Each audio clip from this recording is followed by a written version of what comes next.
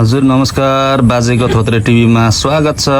एकदम उन्नत जातिको काली हेर्नु न, हाँडी घोप्टे नि कस्ती छे। छोरी र भाइ पनि यहाँ हाँडी घोप्टे कालीले बच्चा जन्माएको हेर्न आएको अरे। बच्चा डेलिभरी हुँदैछ।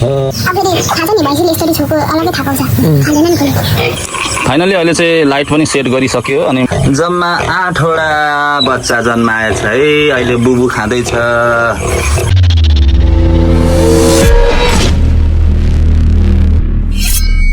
थोत्रे टिभी। हजुर नमस्कार, बाजेको थोत्रे टिभीमा स्वागत छ। आज चाहिँ मेरो भ्लगमा गाउँले भ्लगै हो अनि मसँग चाहिँ मेरो काली छ अनि कालीको पेट देख्न सक्नुहुन्छ।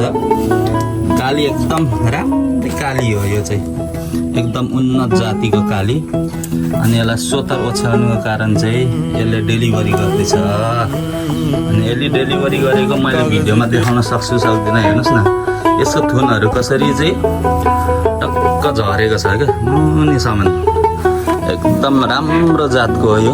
सर्लक्क परेको हाँडी घोप्टे नि कालीले अब जन्माउँछिन् होला 8-10वटा त।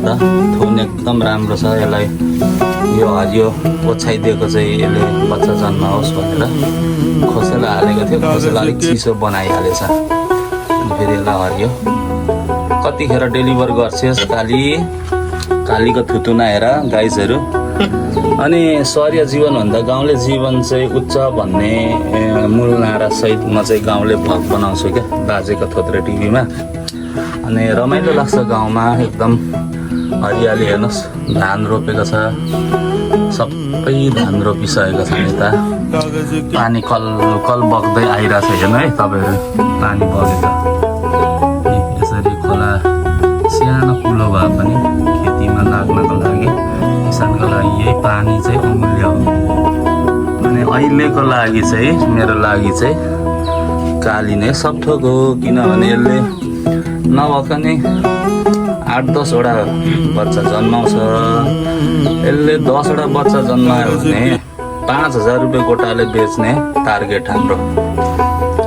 बाजे बोजूको नि, म बाजे भए अब बोजूले स्याहार्दैछिन्। बाजेको थोत्रे टिभीमा यस्तो रमाइलो भिडियोहरू तपाईँले हेर्नु पाउनुहुन्छ। हेर्नु न, हाँडी घोप्टे नि कस्ती छे। कम्ता राम्री छैन, बिचरा गाह्रो भयो जस्तो छ।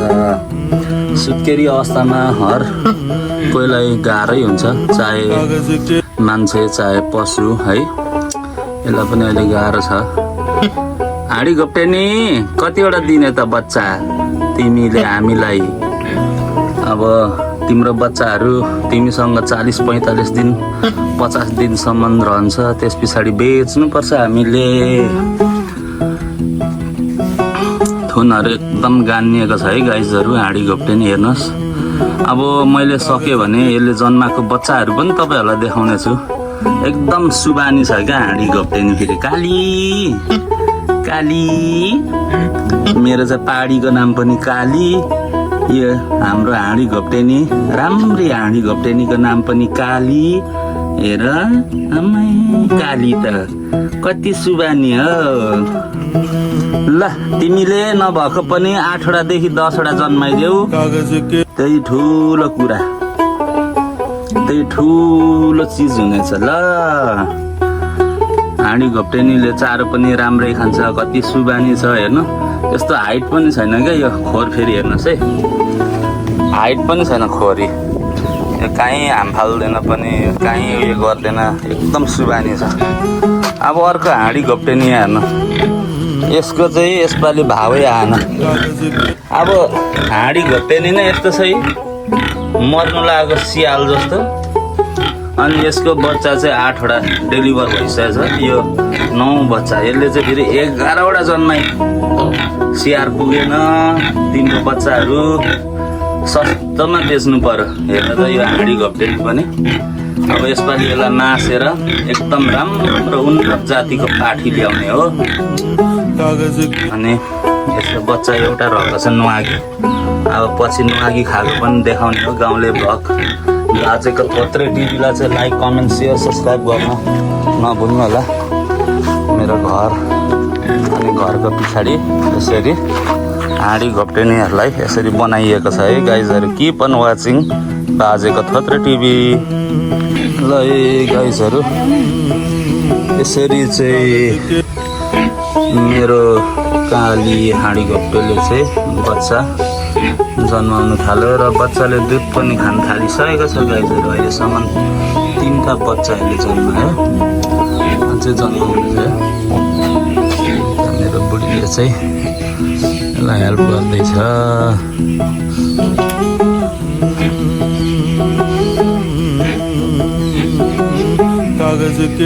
अलिक माथि सुत्नु नि, कस्तो चाकेर नि। गाह्रो भयो होला नि, गाह्रो भयो है डेलिभरी बिचरालाई कालीलाई। बुढी एक्सपिरियन्स कस्तो भइरहेछ त यो हाँडी घोप्टे कालीले चाहिँ यसरी बच्चा जन्माउँदै गर्दा? पहिला नै जन्माएको त्यो भएर त्यति वास्ता भएन नि। अनि यता छोरी र भाइ पनि यहाँ हाँडी घोप्टे कालीले बच्चा जन्माएको हेर्न आएको अरे। भाइ कस्तो छ? त्यसरी माथि नचढाइदेऊ न, पल्टी धर्छ त अनि हात खुट्टा भाँचिहाल्छ नि, टाउको फुट्छ। खोर चाहिँ अलिकति सानो भएको कारणले बच्चा डेलिभरी हुँदैछ। मेरो बुढीले त्यसरी डेलिभरी गर्दैछ बच्चालाई। अलरेडी 3टा चाहिँ अघि जन्मेको छ। खोर अलिकति यो अलिकति माथि सुते पनि हुने नि, कस्तो के। वाउ, केटा हो कि केटी हो? यता चाहिँ 3टा अलरेडी पर डुली हिँड्दैछ। अहिले बुबु खाँदैछ। उतिनीहरूलाई पनि बुबु खानु ल्याइदेऊ त 2टालाई। ल्याइदेऊ न, ल्याइदेऊ।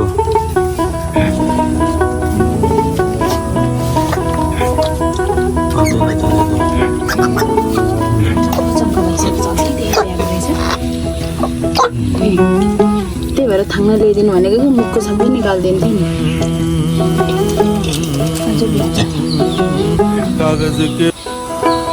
आजको नर्स चाहिँ मेरो बुढी हो है, म चाहिँ क्यामेराम्यान। बुढी अनि यो सुँगुर पाठा बेचेर त बुढीलाई सिक्री लगाइदिउँ भनेको। मेरो सानै इन्भेस्टमेन्ट हो यो चाहिँ। गाइजहरू 4वटा भयो है, अझै जन्मिँदैछ।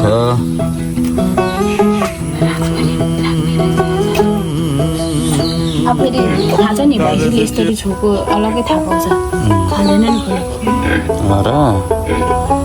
अब हाम्रो अर्को इन्भेस्टमेन्ट फेरि भैँसी पनि छ, पाडीहरूले चढ्दैछ।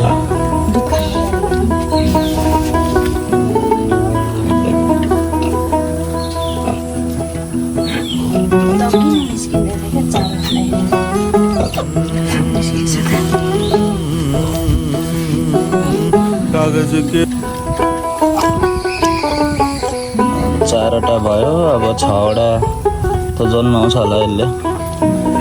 10वटा त के काली के गर्ने हो? हाँडी घोप्टे काली नि, कालीले कि 1 दर्जन नै जन्माउने हो काली।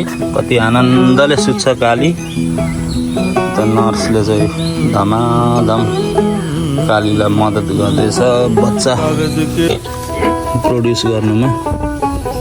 कालीले यहाँ जन्माएर 4वटा तङ्ग्री अहिले जन्मेको पनि।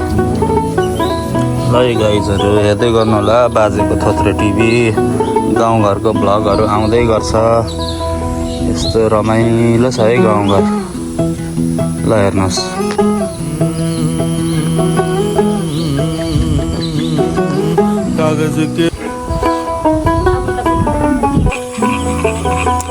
फाइनल्ली अहिले चाहिँ लाइट पनि सेट गरिसक्यो। अनि मेरो हाँडी घोप्टे कालीले चाहिँ जम्मा 8वटा बच्चा जन्माएछ है।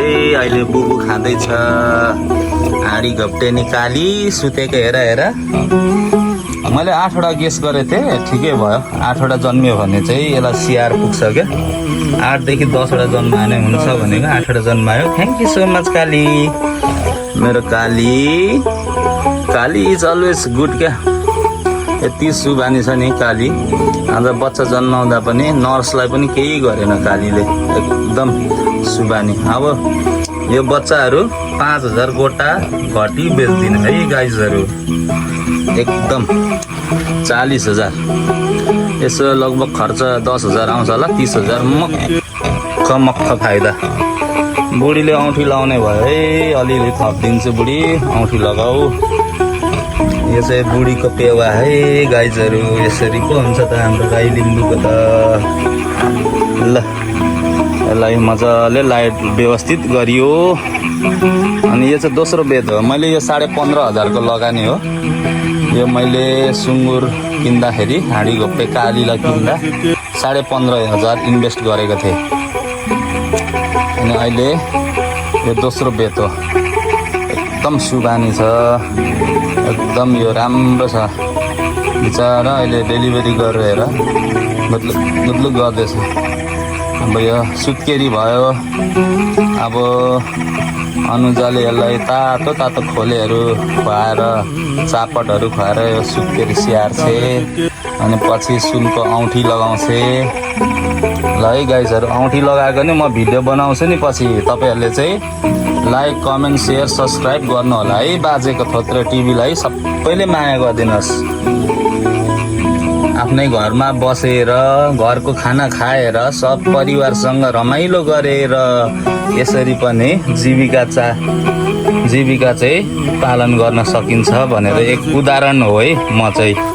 अनि बाजेको थोत्रे टिभीमा यस्तै भिडियोहरू आउँदै गर्छ। तपाईँहरूले चाहिँ हेरेर फेरि पनि अघि भने जस्तै लाइक, कमेन्ट, सेयर, सब्सक्राइब चाहिँ गर्न नभुल्नु होला। किप अन वाचिङ गाइजहरू। अहिले चाहिँ रातको 8 बजेको छ। Thank you so much. Good night guys.